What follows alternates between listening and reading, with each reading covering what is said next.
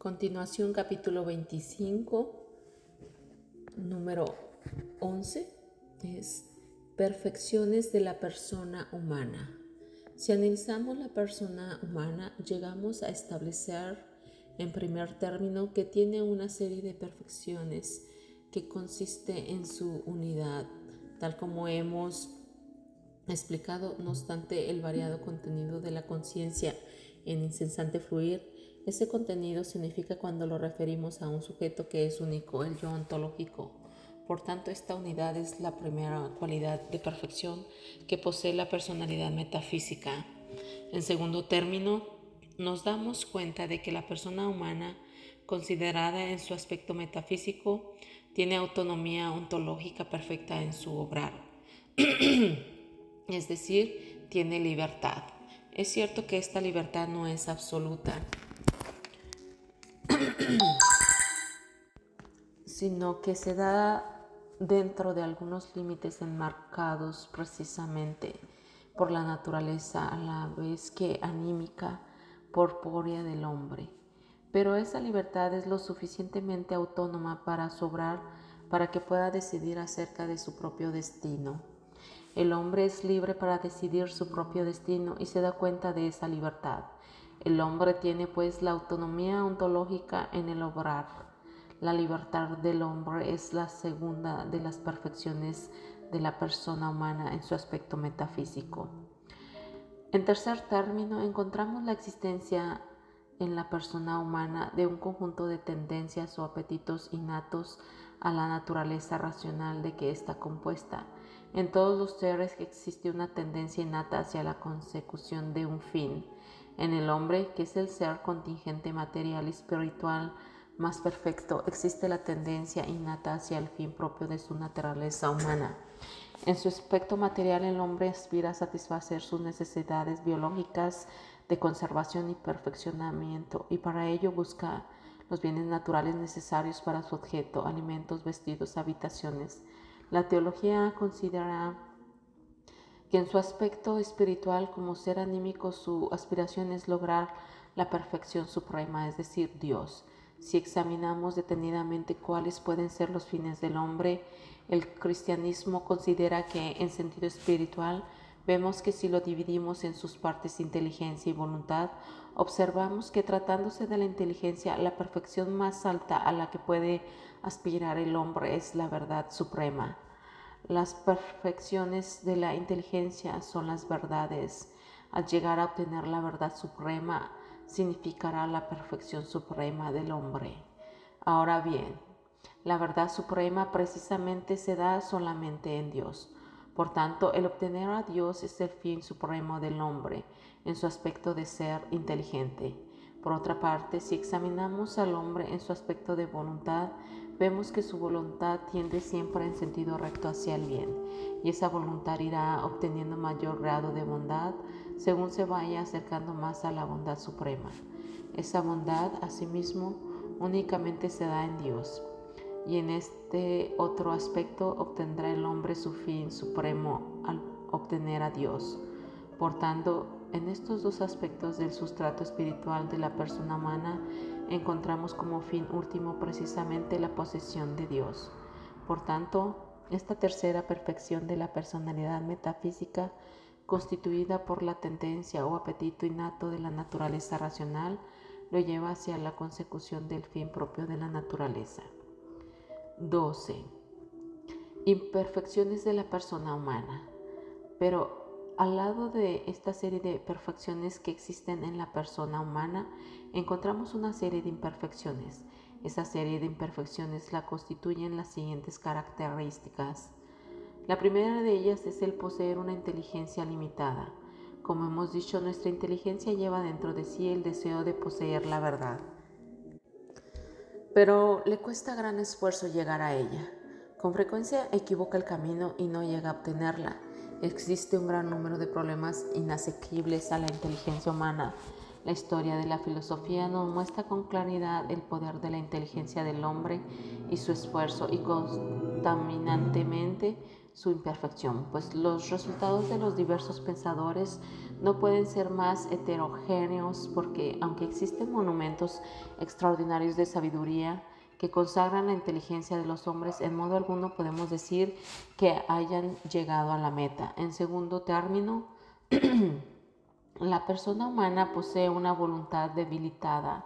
Esta es la imperfección más notoria de la persona humana. Según frase de San Pablo, veo lo mejor y lo pruebo, pero sigo lo peor. Por su naturaleza caída, el hombre tiene inclinación al mal. Nos atrae el bien como perfección íntima de nuestra naturaleza y al mismo tiempo nos arrebatan las malas pasiones hacia lo bajo y lo material, la vileza y el egoísmo y aún hasta el crimen. En tercer término, como tercera imperfección de la persona humana, encontramos el peso de la materia. El hombre es un ser compuesto de espíritu y materia. Es el punto de contacto entre dos mundos, el espiritual y lo material. Es inmersión del espíritu en la materia. Esto quiere decir que no se trata de una yuxtaposición, una capa material y otra espiritual, sino que la esencia del hombre consiste en una unión sustancial del espíritu y lo material. El espíritu, sin confundirse con la materia, forma con ella un solo ser unificado con una unidad perfectamente organizada.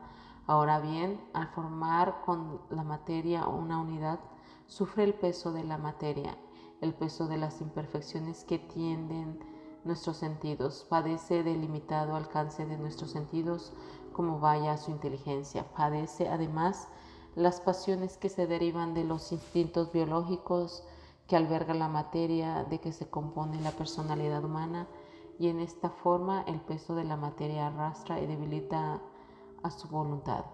Pero además, la personalidad metafísica tiene imperfecciones, y es que el espíritu mismo también tiene imperfecciones, también sufre pasiones. Sabemos la existencia de pasiones del espíritu. La más clara es la soberbia. Por último, encontramos que la personalidad metafísica constituye uno de los aspectos de la persona humana que siempre se encuentran formando parte de un grupo. Entonces, en un último análisis, la persona humana padece de indigencia social. Esto quiere decir que el hombre no puede vivir aislado. Necesita de sus semejantes para existir y para realizar los fines propios de su naturaleza en su doble aspecto, biológico y anímico. El hombre, para existir y para perfeccionarse, necesita del concurso de sus semejantes, necesita de la sociedad. Esta indigencia social es el fundamento natural de la existencia de la sociedad humana y en consecuencia del Estado como especie definida de sociedades de hombres. Número 13. Síntesis de la personalidad metafísica. En consecuencia del análisis que hemos hecho de la persona humana desde el punto de vista ontológico, llegamos a la conclusión de que se trata de una sustancia individual de naturaleza racional, de acuerdo con la definición de Boecio, y dejamos establecido además que al lado de una serie de perfecciones consistentes en una unidad perfecta en su ser, autonomía ontológica perfecta en su obrar, libertad, tendencias o apetitos innatos hacia la consecución de su fin último, tiene una serie de imperfecciones: inteligencia limitada, voluntad delimitada, peso de la materia, deficiencias del propio espíritu y padecer de indigencia social. Número 14.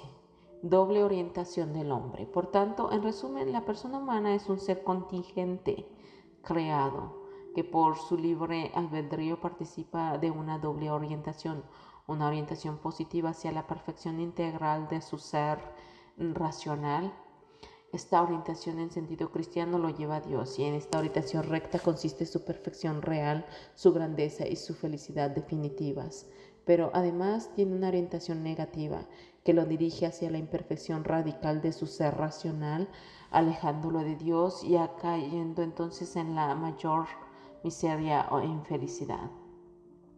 El hombre, persona humana, con el atributo de libertad, puede optar por cualquiera de las orientaciones, pero en cada caso quedará sujeto a las consecuencias correspondientes.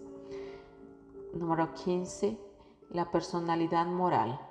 Habiendo examinado los dos primeros aspectos de la persona humana, la personalidad psíquica y la personalidad ontológica o metafísica. Seguiremos nuestro estudio examinando ahora el tercer aspecto de la persona humana, la personalidad moral. Vimos que la persona humana es un centro ontológico permanente y que tiene plena conciencia de sí misma. Nos dimos cuenta de que se caracteriza por estar formada por un ingrediente físico y otro espiritual que forman un todo. Afirmamos que ese sujeto presenta unidad ontológica en su ser, autonomía y unidad en el obrar, libertad, y que esa libertad origina la existencia de su responsabilidad, capacitándolo también para dirigirse a la realización de su fin propio y personal. Afirmamos también que por ser contingente depende de otro ser, el ser absoluto o creador, y que al lado de una serie de perfecciones muestra otra de imperfecciones. Hecho el anterior resumen, vamos a tratar de descubrir el tercer aspecto de la persona humana. Hablamos de la doble orientación de la persona humana, la positiva hacia su perfeccionamiento y la negativa hacia su desintegración, hacia el mal. Pues bien, en la realización de ese perfeccionamiento se encuentra un programa de vida, la proyección del hombre hacia ese programa, que día a día va constituyendo su vida, integra el tercer aspecto de su personalidad, la personalidad moral. Si la orientación que se sigue es la positiva, el programa por realizar para lograrlo forma lo que llamamos personalidad moral buena. Por el contrario, si el programa por realizar es el de orientación negativa, encontramos la personalidad moral mala. Por tanto, en sentido estricto, la personalidad moral consiste en la realización por parte de la persona metafísica de su propio programa de vida. Número 16. Características de la personalidad moral. Una vez que formulamos el concepto de personalidad moral, vamos a establecer sus características. La primera de ellas consiste en que es un continuo hacerse. La realización de un programa de vida, que es en lo que consiste la personalidad moral, implica la existencia de una serie continua de actos encaminados a desarrollarlo. Estos actos se van sucediendo de conformidad con un plan preestablecido para su realización. Como segunda característica, encontramos la existencia de un continuo peligro.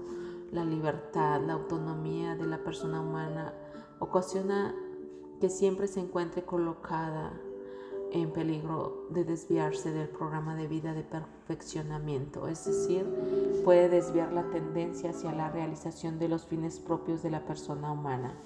Y esto no desde la iniciación del cumplimiento del programa, sino en cualquier momento después de la realización de un conjunto de actos encaminados hacia la consecución de los fines propios de correcta orientación positiva. La persona humana puede apartarse de ese programa correctamente y encaminado y orientarse en sentido negativo. De este peligro surge la necesidad de la lucha de estar alerta para mantenerse en el recto programa de vida que llevamos trazado en la esencia de nuestra personalidad metafísica. Como tercera característica de la personalidad moral, vemos en ella una serie de grados. La personalidad moral tiene sus grados de mayor o menor perfeccionamiento según se acerque o se aleje del recto programa de vida por realizar.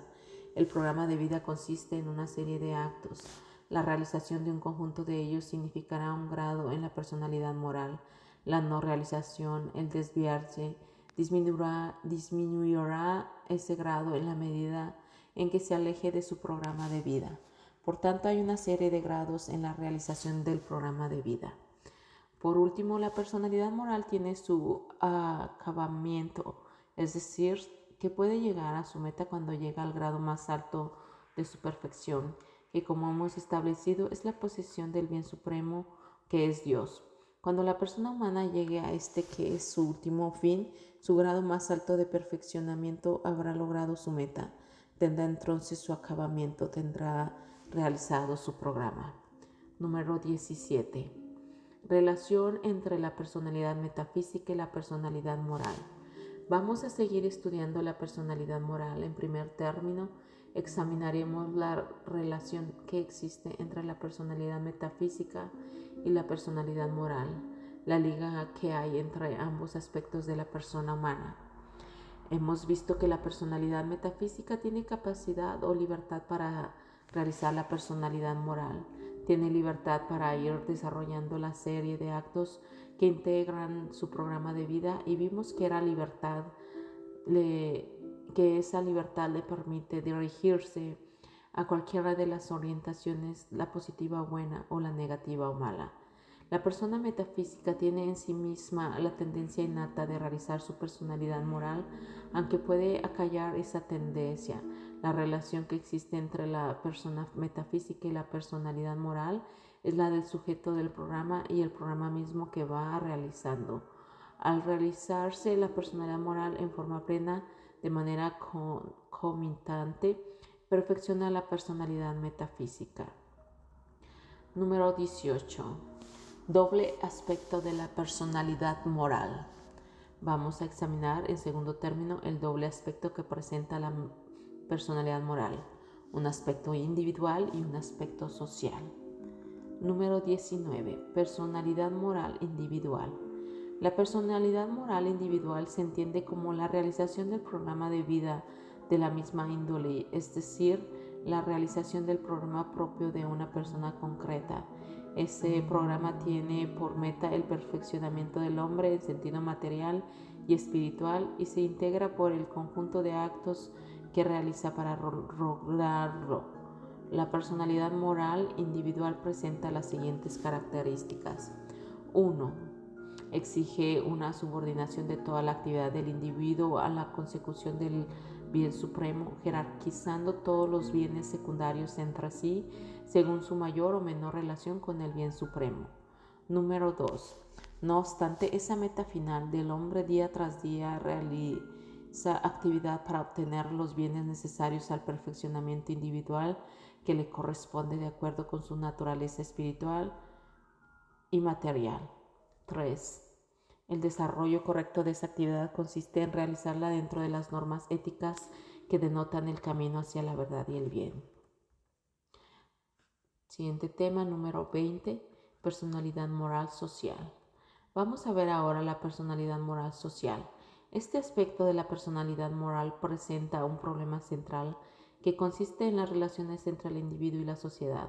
En realidad, si logramos precisar con claridad este problema, habremos llegado a una posición política en cuyo fondo se encuentra la verdad, pues este problema de las relaciones entre el individuo y la sociedad podemos llamarlo también la posición de la persona humana en relación con el Estado.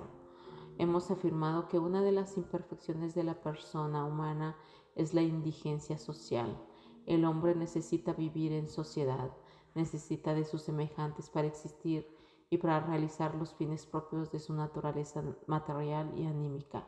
El hombre no se basta a sí mismo, incluso en el orden material necesita de la cooperación de los demás para poder suplir las indigencias más elementales de su cuerpo y de su espíritu.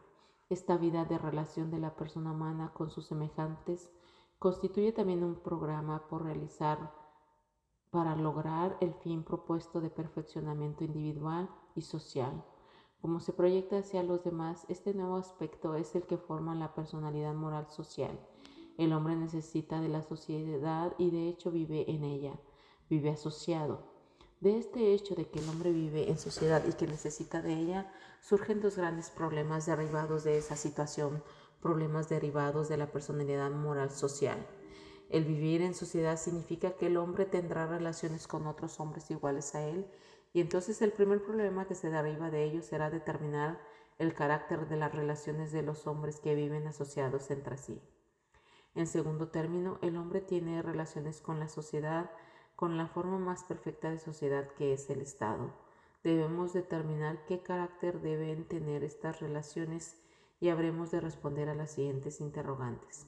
Primero, ¿qué normas deben regir las relaciones de los individuos entre sí, sobre cómo cuando hay oposición de intereses personales? Segundo, y este es fundamental, ¿qué normas deben regir las relaciones entre el individuo y la sociedad, las relaciones entre la persona humana y el Estado? Estos problemas están íntimamente ligados. Para resolverlos no hay que acudir a una pretendida oposición que ya vimos no existe entre individuo y persona, sino que hay que acudir al concepto mismo de la persona humana, partiendo de la premisa fundamental de que el Estado está integrado por personas. Uno de los elementos del Estado que precisamente estamos estudiando es la población, y esta está compuesta de personas, de hombres. Si no quiere destruir a sí mismo el Estado, debe tratar de respetar lo que es esencial o los elementos que lo integran, pues de otro modo la sociedad llegará a desintegrarse. Por tanto, el Estado ante todo debe conocer y respetar la esencia de la persona humana. Debe tomar en cuenta que la persona humana incluye en su esencia una doble función. Tiene un doble aspecto, el aspecto o función individual y el aspecto o función social. Estos dos aspectos se encuentran formando la esencia misma de la persona humana. Esto quiere decir que son cualidades integrantes de la misma. Uno de ellos no destruye al otro. Tema número 21.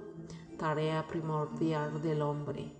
Ante todo, es preciso reafirmar que el hombre, no por el hecho de tener un aspecto social, deja de ser una totalidad metafísica autónoma, es decir, continúa siendo persona humana individual, teniendo capacidad consciente de que ha de formar un plan propio e individual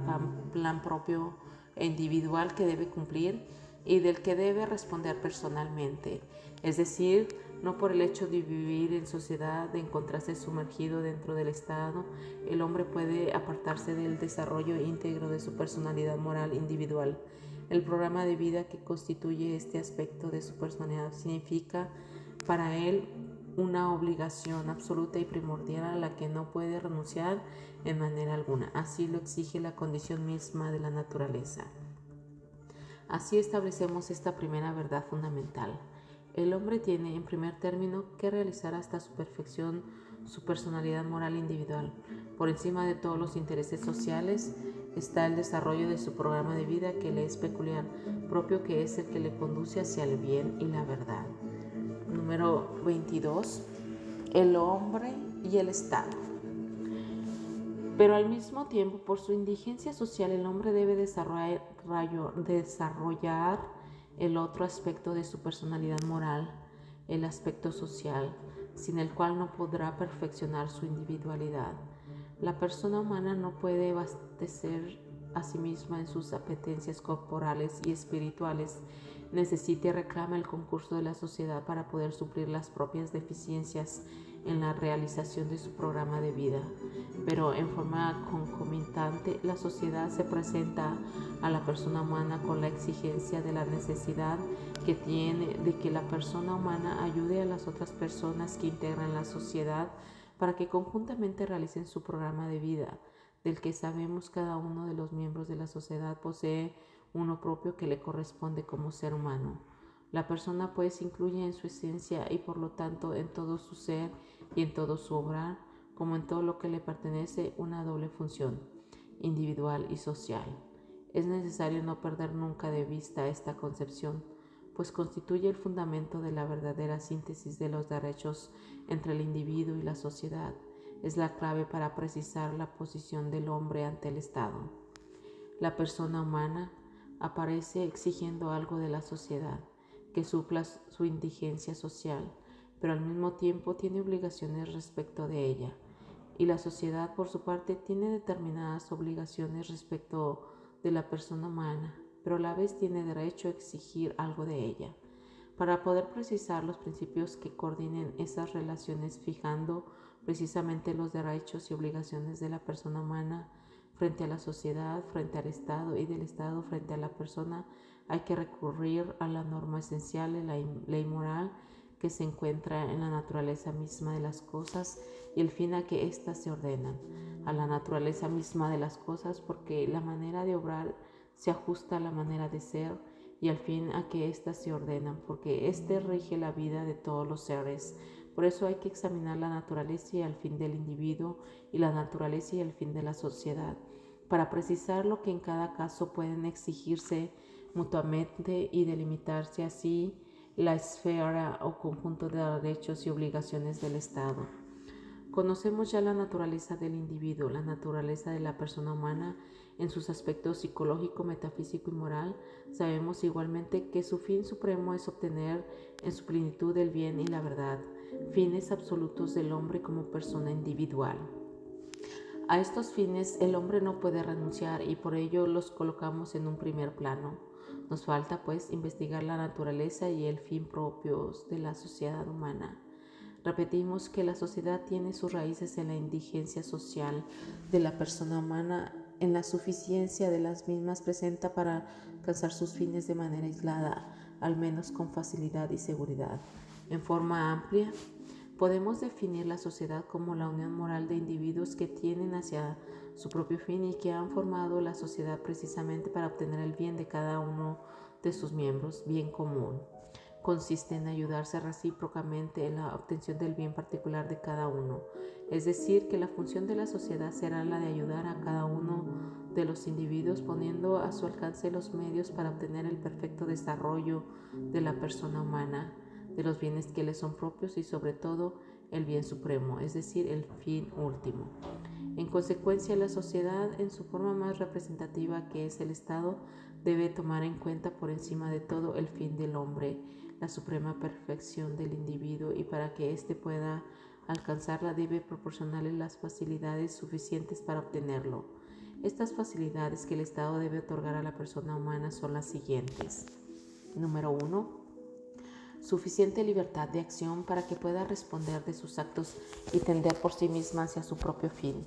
El Estado debe respetar y mantener la libertad del hombre para que éste pueda desarrollar con facilidad su programa propio de vida. Número 2. En segundo término, debe proporcionarle suficientes medios materiales indispensables para la conservación de la vida y para el desarrollo del cuerpo y del alma. Número 3. En tercer término, el Estado debe proporcionar suficiente orden y tranquilidad pública indispensables para la convivencia y cooperación de los individuos al bien común. Las condiciones anteriores exigen que el Estado respete las iniciativas individuales sin suprimirlas, como ocurre cuando existe un régimen político totalitario, sino que el poder público debe coordinar esas iniciativas. También debe proporcionar abundancia de medios para la vida y la cultura, no solo en el orden material, dando acceso a todos los que componen la sociedad o los bienes de fortuna necesarios para satisfacer las necesidades materiales, sino también en el orden intelectual y en el orden moral y religioso en los que se funda la suprema perfección de la naturaleza humana. En esta forma la sociedad viene a tener el mismo fin último de cada uno de los individuos que la componen, pero la forma en que la sociedad llega a su fin supremo, aquello que es propio de la sociedad, es el facilitar al hombre los medios necesarios para su inmediata perfección, realizando esas tres condiciones que hemos establecido como básicas para normar y dirigir su actividad. En esta forma, el Estado habrá proporcionado al individuo los medios necesarios para su perfección y suplirá la indigencia de la persona humana que por sus propias inclinaciones tropieza con dificultades en el decurso de la vida para lograr su perfeccionamiento. Este aspecto de la indigencia social de la persona humana justifica precisamente la existencia de la sociedad, del Estado. Por esto solo se justifica en cuanto supla esa indigencia, en cuanto sea un medio de perfeccionamiento de la persona humana, en cuanto sirva de ayuda para suplir esa imperfección, y será un estado con actividad desviada cuando sus actos interfieran la actividad de la persona humana dirigida hacia la obtención de su fin último. Entonces, de todo lo expuesto, ya podemos formular los principios que debe tener una primera concepción política recta. Podemos saber que un Estado es ortodoxo y se justifica cuando tiende a suplir la indigencia social del individuo, y en cambio es heterodoxo y no se justifica, no obstante la denominación que se le dé, democracia, totalitarismo, cuando su actividad entorpezca o interfiera, signifique un obstáculo a la libre actividad del individuo en el desarrollo de su personalidad moral, individual y social. 23. Posibilidad de colisión entre el Estado y el hombre. Hemos visto que entre el hombre, persona humana, y el Estado existe una serie de relaciones, pero también afirmamos que existe un conjunto de derechos y obligaciones propios o pertenecientes a la persona humana y un conjunto de derechos y obligaciones propios y pertenecientes al Estado. En la actividad de la persona humana y el Estado puede existir colisión, es decir, pueden ser atropellados los derechos de la persona humana por el Estado, o bien la persona humana en ocasiones no proporciona al Estado aquello a que está obligado. Debemos precisar qué normas deben aplicarse en el caso de colisión entre los derechos del Estado y los de la persona humana.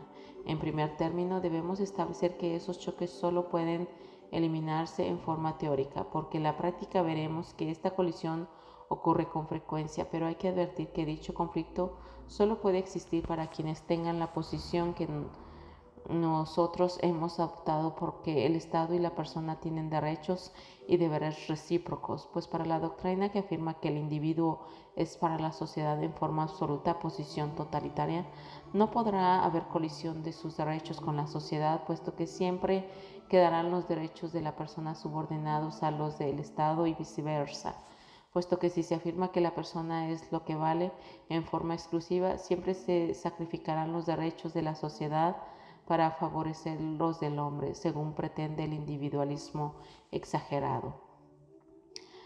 Tema número 24. Norma que debe aplicarse en caso de colisión. Pero considerando correcta la posición nuestra, debemos precisar cuál es la norma que debemos atender cuando se presente un caso concreto de colisión de los derechos del Estado y de la persona humana. Esta norma consiste en atender a la naturaleza y al fin del individuo y a la naturaleza y fin de la sociedad. Hemos afirmado que las teorías que subordinan en forma absoluta el individuo al Estado o viceversa en forma teórica elimina esa colisión, pero en forma práctica sí existe. Y entonces lo que hacen los estados que tienen esa estructura particular es sacrificar los intereses de uno en beneficio del otro, ya sea de la sociedad en favor del individuo o viceversa. Pero desechando como falsas esas doctrinas, debemos fijar la norma, que como ya hemos dicho es atender a la naturaleza y fines de la sociedad y la naturaleza y fines del individuo. Para llegar a establecer esta norma debemos atender a la doble función de la persona humana, a su doble aspecto, la función individual y la función social. Y en esa forma habremos llegado a establecer las normas que habrán de coordinar esas interferencias o colisiones. Para evitar esas interferencias debemos tomar en cuenta, primero, la consideración y jerarquía de las esencias del individuo y de la sociedad. Segundo, la consideración y jerarquía de los fines del individuo y de la sociedad. ¿Cuál de las dos realidades es superior, la del individuo o del Estado? Hemos visto que el Estado existe para suplir las necesidades del individuo derivadas de su indigencia social. La sociedad, en consecuencia, existe para el bien particular de cada uno de los individuos que la componen. Por lo tanto, la función del Estado consiste en acomodarse todo lo posible para obtener el bien de los particulares, en especial el bien supremo a que todos aspiran. Pero por su parte el individuo debe corresponder a los beneficios que obtiene el Estado, entregándole no todo lo posible, pero sí todo lo necesario para que el Estado cumpla con su fin. La persona humana tiene deberes que cumplir respecto del Estado, tiene que proveer a su existencia e igualmente debe usar de su libertad en forma en que no sea nociva, sino al contrario, que beneficie a sus conciudadanos. En todo lo demás, que concierne exclusivamente a su personalidad moral individual, el hombre queda independientemente del Estado. Tema número 25. Doctrina social católica. Por lo tanto, las consabidas fórmulas del liberalismo, la sociedad es para el hombre o el hombre es para la sociedad, del totalitarismo son falsas. La posición correcta es la que hemos señalado en el inciso anterior y que con mayor o menor exactitud se realiza en las organizaciones políticas democráticas, encontrándose también confirmada por el pensamiento católico definido con la doctrina social de la Iglesia y contenida fundamentalmente en las encíclicas papales del pasado siglo y del presente.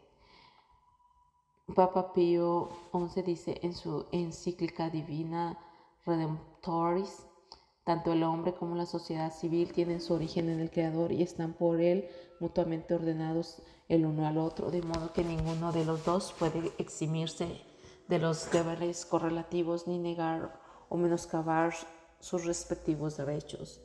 Claramente reconoce la frase anterior la existencia de la doble serie de relaciones entre la persona humana y el Estado con deberes y obligaciones recíprocas. Pero en otra encíclica, para condenar los errores del nazismo, la encíclica Mir Sorge, con profunda inquietud, se fija la jerarquía del hombre frente al Estado, aún los valores más universales y más elevados, que solo pueden ser realizados por la sociedad y no por el individuo, tienen como último fin, por voluntad del Creador, al hombre natural y sobrenatural. Y tratándose del hombre, se afirma que tanto en vida como en la otra tienen únicamente a Dios como último fin. Por tanto, podemos afirmar, aceptando las consideraciones expuestas, que la sociedad es absolutamente para los hombres y estos relativamente para la sociedad. Esto quiere decir que el hombre debe sacrificar sus intereses particulares en la medida en que sea necesario para que la sociedad exista y cumpla su fin.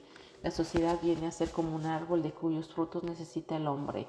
En absoluto no es el hombre para el árbol, sino el árbol para el hombre. Pero el hombre debe trabajar y sacrificar tanto cuanto lo requiera la existencia y fertilidad del árbol, bajo la pena de que muera el árbol y con él el hombre. Número 26. Síntesis de los aspectos de la personalidad moral. Por tanto, la síntesis de las dos funciones, de los dos aspectos de la personalidad moral de la persona humana, el individual y el social, consiste en afirmar que no existe oposición ni exclusión entre el Estado y la persona humana, y que al no haber exclusión nos apartamos del individualismo, del socialismo marxista, del liberalismo y del totalitarismo. La posición verdadera es la coordinación y subordinación mutua según las esencias y los fines del individuo y de la sociedad o Estado. Afirmamos que la primacía en la jerarquía que tratamos de establecer se la lleva el individuo con sus libertades y que es el fin último al que debe servir la sociedad. Pero, y aquí está la condenación del liberalismo. Esta primacía está mitigada por deberes ineludibles que tiene el hombre como parte integrante de la sociedad para mantener la existencia de la misma y convivir armónicamente con sus semejantes sin abusar de su libertad para explorar a los demás débiles en provecho propio, tomando en cuenta que sin formar parte del grupo el hombre no podría vivir por su indigencia social. Ya tenemos, por tanto, establecido un criterio para calificar al Estado. Cumplirá sus fines esenciales de acuerdo con su naturaleza cuando contribuya con su actividad a ayudar a la persona humana a la consecución de su fin último, facilitándole los medios necesarios para su desarrollo integral, físico y moral, proporcionándole abundancia de bienes materiales y la debida formación intelectual y moral para que sepa y pueda usar en la justa medida de todos aquellos bienes. En cambio, como Estado que no realiza ese fin esencial, encontramos el que no sabe hallar la síntesis individual y social de la persona humana, una sociedad corrompida por el libertinaje o por la tiranía, un Estado que imponga el ateísmo o el paganismo y que desconozca los derechos fundamentales de la persona humana, no realiza el fin propicio de su ausencia, se aparta de su función y es un Estado condenable. Condenamos así al Estado totalitario, cualquiera que sea su manifestación concreta, pues al afirmar que el hombre es todo para el Estado, desconoce la esencia misma de la persona humana. Para este régimen no hay ninguna franja en la esfera del individuo sobre la que no tenga el Estado derechos absolutos. Por tanto, cuando el bien de la colectividad exija un sacrificio del bien del individuo, cualquiera que sea, debe ser sacrificado en aras del Estado, y ese sacrificio, se dice para consuelo del individuo, es la mayor gloria para él, porque el fin de éste es el bien de la sociedad. Es decir, se invierte la jerarquía de los valores, se desconocen las cualidades de la persona humana, sus aspectos metafísico y moral, y se desconocen igualmente la esencia y función del Estado. En nuestros días ya no existe la URSS, pero igualmente es condenable el otro polo en la concepción política que aún en nuestros días, si bien mitigado, todavía existe en el fondo de muchos sistemas políticos positivos. La posición liberal desconoce la suficiencia moral y material de la persona humana. Para esta concepción política, el Estado existe totalmente para el individuo, pero además los derechos del individuo son ampliados exageradamente. Cada individuo es un algo inaccesible, un sacta sanctorum para el Estado. Esta posición no toma en cuenta la indigencia social del hombre y desconoce la esencia del Estado, su misión de suplir esa indigencia y de intervenir activamente para coordinar y mantener dentro de sus justos límites la actuación de los seres humanos. El Estado no es un simple policía que vigila, tiene facultades para intervenir activamente coordinando las actividades de los hombres por medio de la legislación social y cuando sea necesaria la planeación económica para evitar el abuso de la libertad. Número 27. El número de hombres requerido para formar el Estado. Hemos examinado el componente fundamental de ese elemento del Estado que los autores llaman población, el elemento humano que se encuentra en la base de la sociedad política y que a la vez la constituye con sus relaciones. Repetimos que la concepción del Estado es inseparable de la concepción del hombre y que toda doctrina que niegue la personalidad humana o que lo explique rectamente conduce a posiciones políticas equivocadas. Hemos afirmado que en la base del Estado se encuentra el elemento humano, pero ¿qué cantidad, qué número de personas se requieren para formar un Estado? Es lógico que haga falta cierto número de hombres para formar una sociedad política. Sin embargo, no es lógico señalar una cifra máxima o mínima para que la formen. En realidad basta con que la población sea un núcleo dentro del cual puedan existir las instituciones básicas de la sociedad política. Así vemos estados con población exigua, pero que formaron importantes comunidades políticas como la sociedad política griega. Aún en nuestros días la población de los diferentes estados también varía, al lado de las gigantescas asociaciones humanas como la de Estados Unidos, Rusia, Inglaterra, etc. Encontramos en Iberoamérica estados perfectamente construidos con pequeña población. Por tanto, no debe fijarse un número mínimo o máximo para constituir un estado. Basta con afirmar que el número de ellos debe ser suficiente para que surjan las instituciones políticas. Algunos autores afirman equivocadamente que para que surja el Estado debe existir lo que los economistas llaman autarquía, que el Estado se baste de sí mismo económicamente. Este pensamiento con antecedente en los escritos de Aristóteles es falso, pues en la actualidad no se puede afirmar que exista un solo Estado que se baste a sí mismo en todas sus necesidades, fundamentalmente en las economías y también en forma primordial en las culturas. La autarquía es más bien un concepto económico que político, no es ni una de las notas o elementos de la naturaleza del Estado ni un adjetivo para calificarlas. La población que se encuentra en la base del Estado se encuentra unida por distintos vínculos, forma unidades en atención a distintos lazos de la solidaridad humana, lazos que son estudiados por la sociología. Estos vínculos son económicos, religiosos, lingüísticos o de afinidad de la sangre, el parentesco que hacen nacer los núcleos primordiales de la sociedad que llamamos familias como sociedad humana. Su estudio pormenorizado corresponde a la sociología. En el programa de esta materia la estudiamos en conjunto como género próximo que es de la sociedad política.